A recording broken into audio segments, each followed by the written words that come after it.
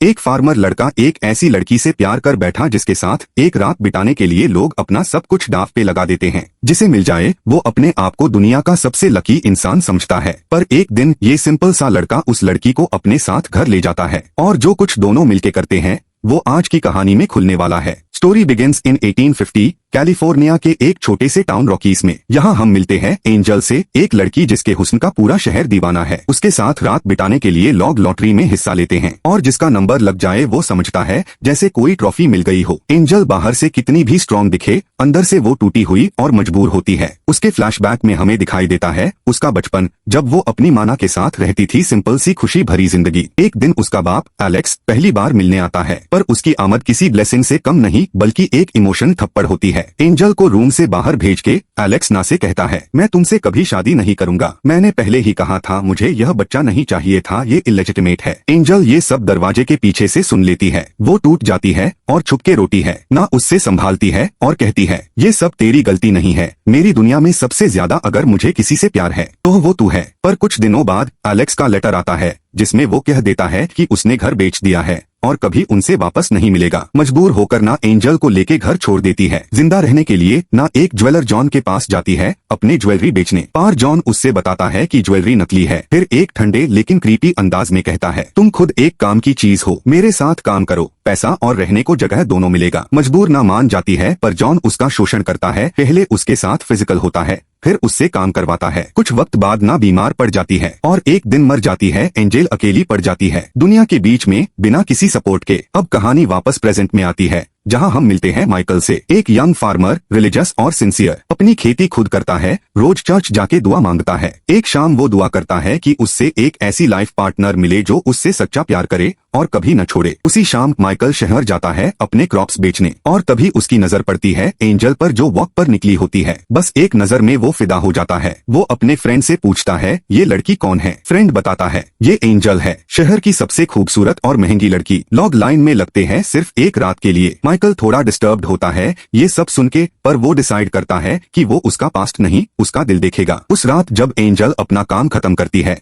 उसके boss duchess का bodyguard उसके अर्निंग्स लेने आता है। उससे पैसा कम लगता है तो वो एंजल पर चिल्ला पड़ता है, बोलता है उसने गोल्ड छुपाया है। एंजल भी गुस्से में उस पर टूट पड़ती है। गुस्से में बॉडीगार्ड उसे घसीट के बाथटब में ले जाता है और उसे डुबोने लगता है। तभी डचेस आती है और चिल्लाती है, मुझे ये लड़की 2 घंटे में रेडी चाहिए, एक भी निशान नहीं चाहिए उसके बॉडी पे। बॉडीगार्ड उसे छोड़ देता है। थोड़ी देर बाद एंजल मेकअप करके फिर से काम पर लग जाती है जैसे कुछ हुआ ही न हो। एंजल और माइकल की पहली मुलाकात। अगली बार माइकल फिर से उस शहर जाता है उसी महल में एंजल से मिलने। एंजल उससे देखती है और कहती है, तो तुम चाहते हो मैं तुम्हें खुश करूं? कैसे? माइकल हिचकिचाता है और सॉफ्टली कहता है, वो मैं यहाँ उस वजह से नहीं आया, मुझे सिर्फ तुमसे बात करनी थी। मैं एक फार्मर हूँ। और फिर बिना किसी ड्रामा के वो एंजल से शादी का प्रपोजल देता है। एंजल हंस पड़ती है और बोलती है, आज का 5वां प्रपोजल है, ये तुम जैसे स्वीट बातें करने वाले रोज आते हैं। उसके बाद एंजल माइकल को बाहर निकलवा देती है, उसका वक्त खत्म हो गया था। अगली सुबह माइकल फिर वापस आता है, इस बार डबल पैसे देके। वो डायरेक्टली कहता है, मैं तुमसे पहली नजर में प्यार कर बैठा, मैं चाहता हूँ तुम मेरे साथ चलो, शादी करो और हमेशा के लिए साथ रहो। एंजल लाइटली स्माइल करती है और कहती है, मुझे बुरा लगता है तुम्हारा टाइम गोल्ड डस्ट में वेस्ट होते देख के। फिर एक बार माइकल का वक्त पूरा हो जाता है और वही उसे बाहर ले जाता है। माइकल का दोस्त उसे समझाता है, एंजल तुम्हारे लिए सही नहीं है। और माइकल कहता है, मैं एक बार और कोशिश करूंगा। उस शाम माइकल फिर एंजल के पास जाता है, इस बार शांत और संवेदनशील तरीके से। वो कहता है, मुझे समझ नहीं आता तुम इतनी तकलीफ भरी जिंदगी में क्यों जीना चाहती हो? क्या तुम कुछ महसूस नहीं करती मेरे लिए? क्या तुम्हारे दिल में बिल्कुल भी जगह नहीं है मेरे लिए? और फिर माइकल उसके लिप्स पे एक प्यार भरा किस करता है। अब भी कुछ महसूस नहीं होता तुम्हें? एंजल बोलती है, मैं कुछ नहीं महसूस करती, तुम एक मिट्टी में खेलने वाले किसान हो। माइकल का दिल टूट जाता है, वो खामोशी से वापस चला जाता है। फ्लैशबैक एंजल का बचपन और ट्रॉमा। एंजल के माँ के मरने के बाद ज्वेलर जॉन उससे एक नए शहर ले जाता है। उसका इरादा होता है उससे बेच देना। वहाँ एक लड़की होती है सैली, जो जॉन से कहती है, प्लीज इस छोटी लड़की को यहाँ मत छोड़ो, ये जगह इसके लिए नहीं है। लेकिन जॉन उसकी नहीं सुनता और एंजल को ले जाता है ड्यूक के पास। जॉन कहता है, यह रही लड़की, अब पैसा दो। और ड्यूक काफी डेंजरस होता है, वो जॉन को तुरंत मरवा देता है। एंजल सब कुछ देखती है कांप जाती है। ड्यूक उससे धमका के कहता है, आज से तू मेरे लिए काम करेगी। मजबूर एंजल वही रुक जाती है। सालों बाद जब एंजल बड़ी होती है, ड्यूक उसे अपने धंधे में लगा देता है। एंजल का दिल इतना सख्त हो जाता है कि वो समझने लगती है सारे मर्द एक जैसे होते हैं। एक दिन उसका बाप एलेक्स उस जगह पे आता है, बिना जाने कि एंजल उसकी बेटी है। जब वो एंजल के साथ रूम में होता है, एंजल उससे सच बताती है। एलेक्स के होश उड़ जाते हैं। अपने पास्ट के डिसीजंस पे पछत के अपना ही अंत कर लेता है। बाद में सैली एंजल को पैसा देती है और भागने में मदद करती है, लेकिन जब ड्यूक को पता चलता है, वो सैली को मार डालता है। एंजल एक शिप में छुप के निकल जाती है। शिप में कुछ लड़कियां उससे फ्रेंडली लगती है और जब वो नए शहर रॉकीज में उतरती है, वही लड़कियां उस पे हमला करती है, उसका पैसा चुरा लेती है और उसे सड़क पर बेहाल छोड़ देती है। तभी एक औरत डचेस उसे वहां से उठाती है। वो एंजल को रहने की जगह देती है, लेकिन कुछ वक्त बाद उसे भी काम में लगा देती है। प्रेजेंट में वापस एंजल की तबीयत बिगड़ने लगती है। उसकी दोस्त पूछती है तो एंजल सॉफ्टली कहती है, माइकल के बारे में सोच सोच के कमजोर हो गई हूँ। एंजल डिसाइड करती है कि वो ये जिंदगी छोड़ देगी। उसने जो पैसा संभाल के रखा था वो सब डचेस के पास था। वो उससे अपना पैसा मांगने जाती है। डचेस ठंडे अंदाज में कहती है, तुम भूल रही हो मैं तुम्हारे लिए क्या करती हूँ। तुम सिल्क हो एक माइनिंग टाउन में, मैं तुम्हें प्रोटेक्शन देती हूँ, खाना देती हूँ, घर देती हूँ। एंजल स्ट्रॉन्ग तरीके से कहती है, मुझे कॉफी नहीं चाहिए, मुझे मेरा गोल्ड चाहिए। गुस्से में डचेस बॉडीगार्ड को बुलाती है, इसे सिखाओ सबक। एंजल को घसीट के ले जाया जाता है और उसकी बहुत बुरी तरह पिटाई होती है। उस रात माइकल एक डरावना सपना देखता है, जिसमें उससे लगता है एंजल किसी बड़ी मुसीबत में है। सुबह सीधा महल पहुंचता है। एंजल को बेहाल हालत में देखकर वो गुस्से से डचेस के सामने आता है, कहता है मैं उसे यहाँ से अभी ले जा रहा हूँ। डचेस कोल्डली कहती है, जब तक अपना एक एक पैसा नहीं चुकाती ये यहाँ से नहीं जाएगी। माइकल बिना सोचे उसे एंजल के पैसों से 3 गुना ज्यादा दे देता है। फिर वो एंजल के सामने झुकता है और अपनी माँ की रिंग उसके सामने रखता है। क्या तुम मुझसे शादी करोगी? एंजल की आंखों में आंसू होते हैं और वो धीरे से यस कहती है। माइकल एंजल को फार्म ले जाता है, पर एंजल की हालत अभी भी काफी कमजोर होती है। एंजल सॉफ्टली बोलती है, जिसको तुमने पैसा दिया ना, तुम बेवकूफ बन गए। माइकल हंस के कहता है, तुम खूबसूरत हो, पर मैंने तुमसे इस वजह से शादी नहीं की। एंजल उसे रिंग वापस करती है और कहती है, मैं ज्यादा देर यहाँ नहीं रुकने वाली, मैं तुम्हारी शादी खेलने वाली फैंटेसी का पार्ट नहीं बनूंगी। माइकल थोड़ा हंसा और जेंटली बोला, शादी फैंटेसी नहीं होती और ना ही गुलामी। माइकल उससे एक सिंपल ड्रेस देता है पहनने के लिए। एंजल थोड़ा सार्कास्टिक होकर कहती है, और उस ड्रेस के साथ वो बीवी भी मिलती है जो जमीन के नीचे दफन है। माइकल हल्का सा मुस्कुराता है और कहता है, नहीं ये मेरी बहन की ड्रेस थी, उसकी 1 साल पहले डेथ हो गई। उसका पति पॉल मेयर साथ ही रहता था, पर अभी किसी दूसरे शहर में है। एंजल जैसे ही उठने की कोशिश करती है,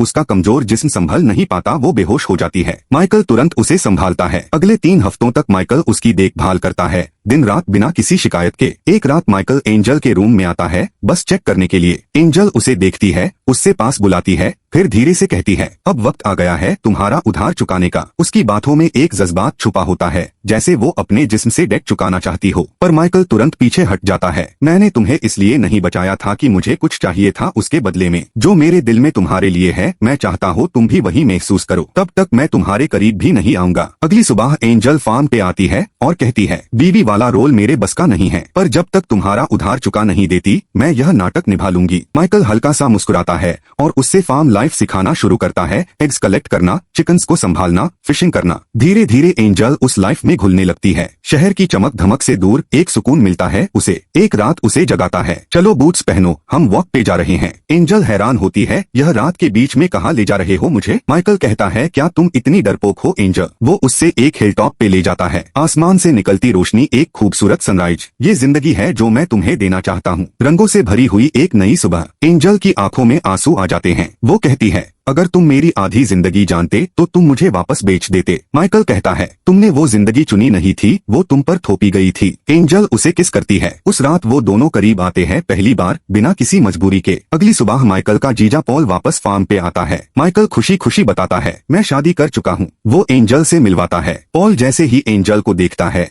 उसका चेहरा बदल जाता है। एंजल को पहचान लेता है, पर तब कुछ नहीं कहता। जब माइकल चला जाता है, पॉल एंजल से कहता है, माइकल को नहीं पता तुम कौन हो। एंजल शांत रहती है, फिर कहती है, वो खुद पैलेस आया था, मुझे चुना। वो जानता है मैं क्या थी, फिर भी उसने मुझे चाहा। पॉल फिर भी मानने को तैयार नहीं होता। वो सीधा माइकल के पास जाता है, एंजल के बारे में बुरा बोलता है। माइकल गुस्से में उसे घूंसा मार देता है, अगर मुझे अपना भाई मानता है तो मेरी बीवी को भी इज्जत दे। पॉल बाद में एंजल से माफी मांगता है और कहता है अगर चाहो तो शहर जाकर नए बिजनेस से जिंदगी फिर से शुरू करो। माइकल और एंजल के बीच अब प्यार और गहरा होता जा रहा था। माइकल कहता है मैं अपनी पूरी जिंदगी तुम्हारे साथ बिताना चाहता हूँ, बच्चे, एक घर और बस हम दोनों। पर एंजल का चेहरा लटक जाता है, वह माँ नहीं बन सकती। पास्ट के जख्म उसकी रूह तक छोड़े जा चुके थे। फ्लैशबैक में दिखाया जाता है ड्यूक ने एक बार एंजल के जबरदस्ती ऑपरेशन करवाया था ताकि वो कभी मां ना बन सके। एंजल के लिए वो एक कभी ना भूलने वाला ट्रॉमा बन गया। एक दिन एंजल और माइकल रास्ते पे जा रहे होते हैं। एक गरीब परिवार मिलता है, एलिजाबेथ जो प्रेग्नेंट है